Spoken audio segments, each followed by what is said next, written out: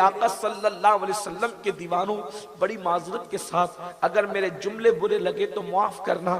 اس وقت تو پوری دنیا کے اندر اگر لوجوں میں سب سے زیادہ کسی کی بیٹیاں بیچی جا رہی ہے تو وہ مسلمانوں کی بیٹیاں بک رہی ہے، مسلمانوں کی آبرو بک رہی ہے۔ برقع پہن کر کے مسلم بیٹیاں سگنلوں پر بھیک مانگ رہی ہے۔ مسلمانوں کو غلام بنانے کی تیاری کی نہیں جا رہی ہے، بلکہ مکمل منصوبہ تیار کر لیا گیا ہے کہ آئندہ چند سالوں کے اندر قوم مسلم کو غلامی کی زنجیروں کے اندر جکڑ دیا جائے۔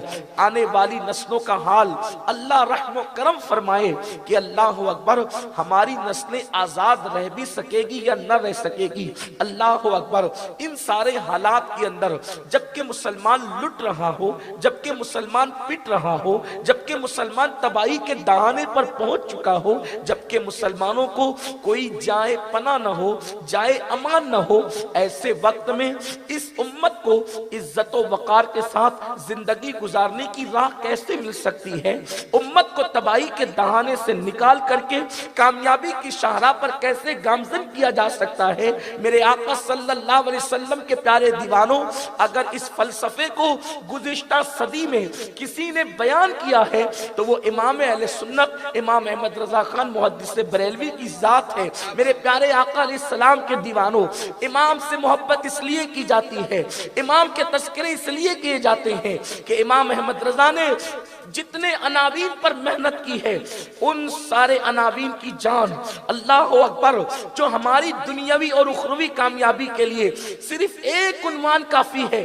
امام احمد رضا نے ہر عنوان پر محنت کی۔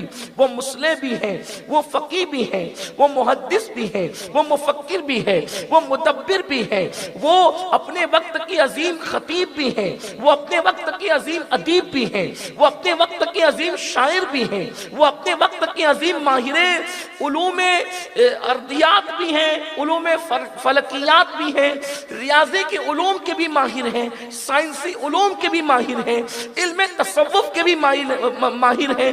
وہ کم و بیش 108 علوم و فنون کی ماہر شخصیت ہے جس کو امام احمد رضا کہا جاتا ہے۔ لیکن امام احمد رضا نے کسی فن میں بالکل جان ڈال کر یا جان فشانی کے ساتھ محنت نہیں کی ہے۔ امام احمد رضا کے لیے یہ سارے علوم بس یوں ہی روا روی کی بات ہے، امام کو اس پہ ناز نہیں ہے۔ امام احمد رضا کے لیے اللہ اکبر اگر زندگی کا کوئی عنوان ہے، امام کی زندگی کا کوئی عنوان ہے اور جس عنوان پر امام احمد رضا ناز کرتے ہیں وہ کوئی اور عنوان نہیں ہے، وہ عشق مصطفیٰ ہے، وہ محبت رسول ہے، وہ حضور کی عظمت ہے، وہ حضور کی چاہت ہے، وہ حضور کی بارگاہ میں اپنا سب کچھ قربان کرنے کا جذبہ ہے۔ اسی لیے تو امام احمد رضا اپنی کسی نسبت پہ ناز نہیں کرتے بلکہ نسبت عشق رسول پہ یوں ناز کرتے ہیں، کروں تیرے نام پہ جان فدا، نہ بس ایک جان دو جہاں فدا، دو جہاں سے بھی نہیں جی بھرا، کروں کیا کروڑوں جہان۔ نعرہ تکبیر، نعرہ رسالت، مسلک اعلی حضرت، عشق محبت، عشق محبت۔ یہ ایک ایسا عنوان ہے، آج ہماری قوم کا جوان ہراساں ہے، ہماری قوم افسردہ ہے، حکومتیں آتی ہے بدل جاتی ہے، ہر آنے والا پیروں تلے کچلنے کی کوشش کرتا ہے۔ میں نہ کوئی سیاسی آدمی ہوں اور نہ کسی سیاسی پارٹی سے میرا تعلق ہے، لیکن اتنا ضرور کہوں گا دنیا کی کوئی سیاسی پارٹی مکمل طور پر مسلمانوں کے حق میں مفید نہیں ہے۔ کوئی زیادہ نقصان دہ ہے، کوئی کم نقصان دہ ہے، البتہ نقصان دہ سب ہیں، لیکن اللہ ہماری قوم دیکھ رہی ہے ہمارے مسائل کا حل کہاں ہے، ہمارے مسائل کا حل کہاں ہے، ہمیں روٹی کپڑا مکان کہاں ملے گا، ہمارے مسائل کا حل کہاں ملے گا، ہمارے بچوں کا مستقبل کہاں سدھرے گا، عزت کی زندگی کہاں ملے گی، وقار کی زندگی کہاں ملے گی، لٹتی ہوئی آبروؤں کو امان کہاں ملے گی، چلتے ہوئے مکانات کو امان کہاں ملے گی۔ میں آپ سے عرض کرنا چاہتا ہوں دنیا کا کوئی سیاسی اسٹیج ہماری زندگی کو امان نہیں دے سکتا۔ کل بھی مسلمانوں کو عزت ملی تھی مصطفیٰ جان رحمت کے قدموں میں آنے سے، اور آج بھی مسلمان مسلمانوں کو عزت ملے گی مصطفیٰ جان رحمت کے قدموں میں آنے سے، ان سے نسبتوں کو مضبوط کرنے کے بعد ایک ذلیل انسان بھی عزت والا ہو جاتا ہے۔ میرے پیارے آقا علیہ السلام کے پیارے دیوانوں، آپ اندازہ کریں ان کے قدموں میں آنے سے عزت کیسے ملتی ہے، ان کے قدموں میں آنے سے وقار کیسے ملتا ہے، ان کے قدموں میں آنے سے عروج کیسے ملتا ہے۔ اچھی طرح یاد رکھنا، اللہ اکبر، کیسر و کسریٰ کے تاجدار بننے والی قوم کا مستقبل آپ نے دیکھا، جو کبھی جنگلوں میں بکریاں چرا نہیں سکتے تھے۔ اللہ اکبر، جب مصطفیٰ جان رحمت کی نسبت نصیب ہوئی تو وہ کیسر و کسریٰ کے تاجدار بن گئے۔ اس کا اعتراف حضرات صحابہ کرام کو تھا، اسی لیے تو اللہ اکبر سیدنا فاروق اعظم اپنے دور خلافت کے اندر جب مکہ المکرمہ کی طرف سفر کرتے ہیں، حج کے لیے جاتے ہیں تو تہامہ کی وادیوں کے قریب آتے ہیں تو فاروق اعظم اس وادی کو دیکھ کر کے رونے لگتے ہیں۔ میں اپنے جوانوں کی بھرپور توجہ چاہتا ہوں، میں اپنی قوم کی ماں اور بہنوں کی بھرپور توجہ چاہتا ہوں۔ اے خاتون جنت کی کنیزوں، آپ کی بھی بڑی ذمہ داری ہے، میرے بھائیوں آپ کی بھی بڑی ذمہ داری ہے۔ سیدنا فاروق اعظم جب تہامہ کی وادیوں کے قریب سے گزرے ہیں تو آنکھوں میں آنسو آنے لگے ہیں، رونے لگے ہیں۔ کسی نے پوچھا امیر المومنین بے سبب رونا سمجھ میں نہیں آتا، آپ کیوں رو رہے ہیں؟ تو سیدنا فاروق اعظم رضی اللہ تعالیٰ فرماتے ہیں یہی وادی ہے جس میں بکریاں چرانے کے لیے آتا تھا، میں اونٹ چرانے کے لیے آتا تھا، اور میری کیفیت یہ تھی، ایک دن میرے ابا نے مجھ سے کہا کہ اونٹوں کو ایک قطار میں کھڑا کرو۔ میں نے اونٹ ایک قطار میں کھڑا کیا تو اللہ اکبر پہلا اونٹ کھڑا کر کے دوسرے کی طرف گیا تو دوسرا اونٹ بھاگ گیا، جو دوسرا لایا تو پہلا بھاگ گیا، تیسرا لایا تو دوسرا بھاگ گیا۔ اسی طرح کرنے میں دیر ہو گئی، میرے والد نے ناراض ہو کر میرے سینے پہ ایک مکہ مارا، اس لیے کہ فاروق اعظم کا خاندان اسلام قبول کرنے سے پہلے بھی سفارتی معاملات کی ذمہ داریاں نبھایا کرتا تھا۔ شبلی نعمانی نے اپنی کتاب میں لکھا ہے، اور بھی مصنفین نے اپنی کتابوں میں لکھا ہے کہ اللہ اکبر فاروق اعظم کا خاندان اسلام کی آمد سے قبل جو ہے ملکوں کے درمیان سفارتی تعلقات کے حوالے سے جو ہے وہ کوشاں رہا کرتا تھا۔ یہ بڑا خاندان جو ہے وہ سیاسی معاملات میں درک رکھتا تھا۔ اللہ اکبر، فاروق اعظم کے والد کو خطاب کو غصہ آیا اور انہوں نے مکہ سینے پہ مار کے کہا کہ تو خطاب کا بیٹا ہے اور تیرے اندر اتنی صلاحیت بھی نہیں ہے کہ تو 3 اونٹوں کو ایک قطار میں کھڑا کر سکے، 3 جانوروں کو ایک قطار میں کھڑا کرنا تیری صلاحیت نہیں ہے۔ فاروق اعظم رو کر کہتے ہیں جب تک دامن مصطفیٰ نہ ملا تھا 3 جانوروں کو صف میں کھڑا نہیں کر سکتا تھا، مصطفیٰ جان رحمت کی نسبت کیا مل گئی؟ ہزاروں انسانوں کو ایک صف میں کھڑا کر دیا۔ نعرہ تکبیر، نعرہ رسالت، عدالت فاروق اعظم۔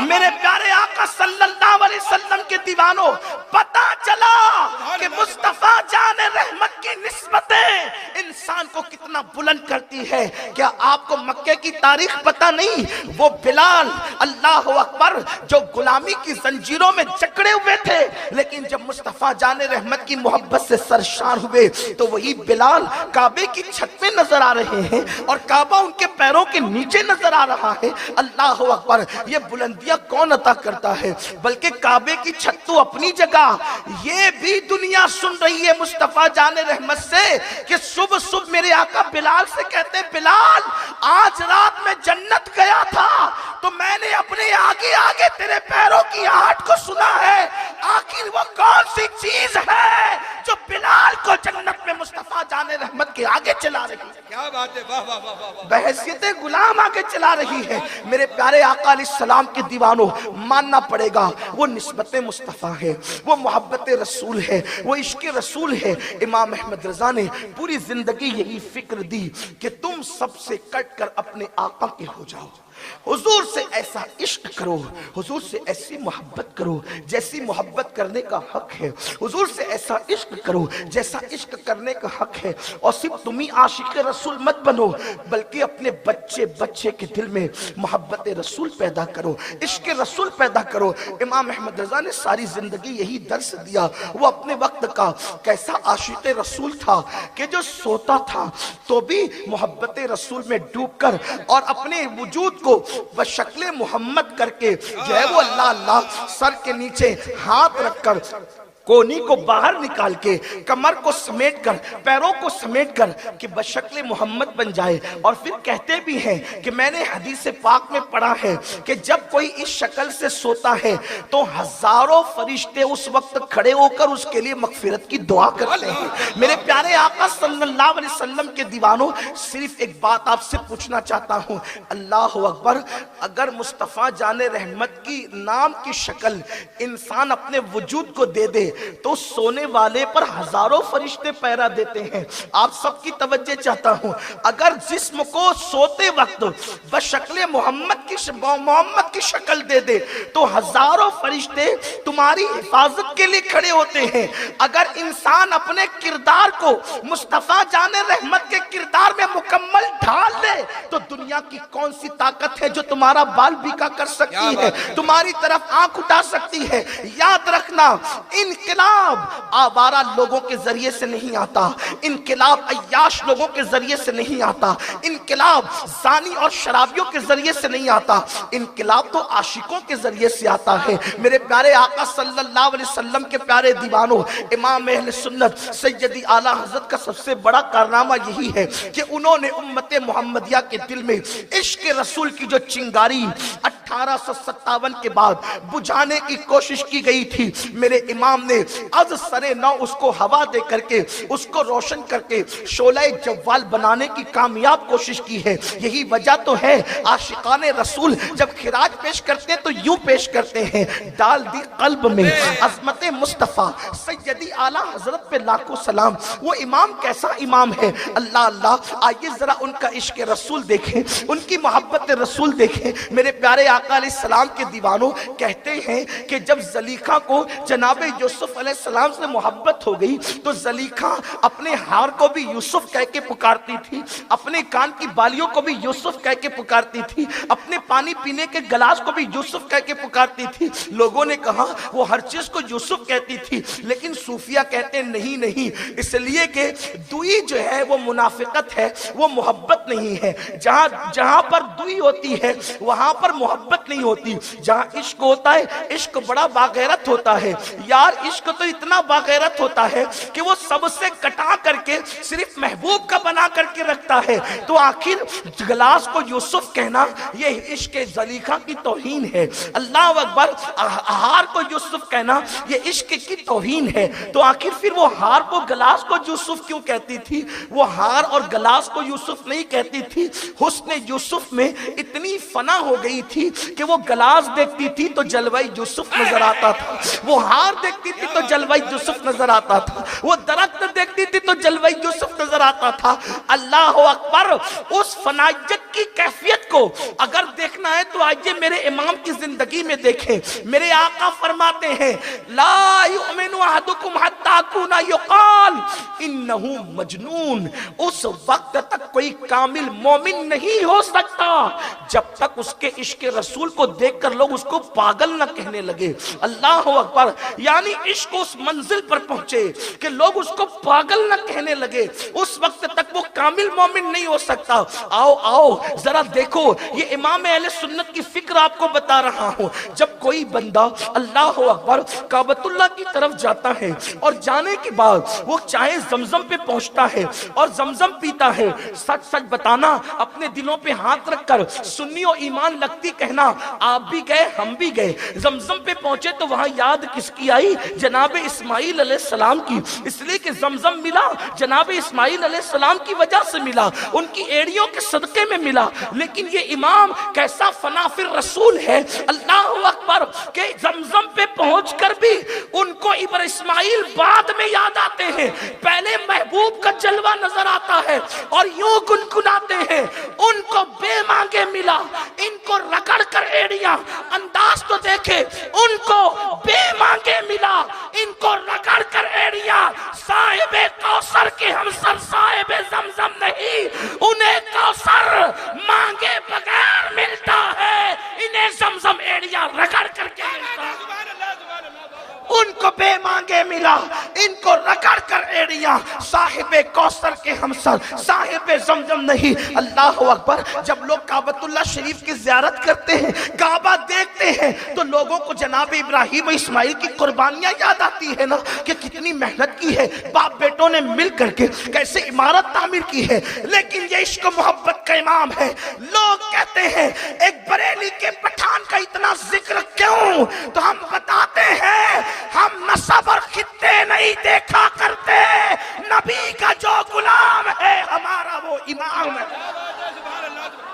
نعرہ تکبیر، نعرہ رسالت، زندہ باد زندہ باد زندہ باد. کعبۃ اللہ دیکھ کر لوگوں کو جناب خلیل کی یاد آتی ہے، لیکن میرا امام جب کعبے پہ نظر کرتا ہے تو وہاں بھی جلوہ محبوب یاد آتا ہے، اور کہتے ہیں ہوتے کہاں خلیل و بنا کعبہ و منا، لولاک والے صاحبی سب تیرے گھر کی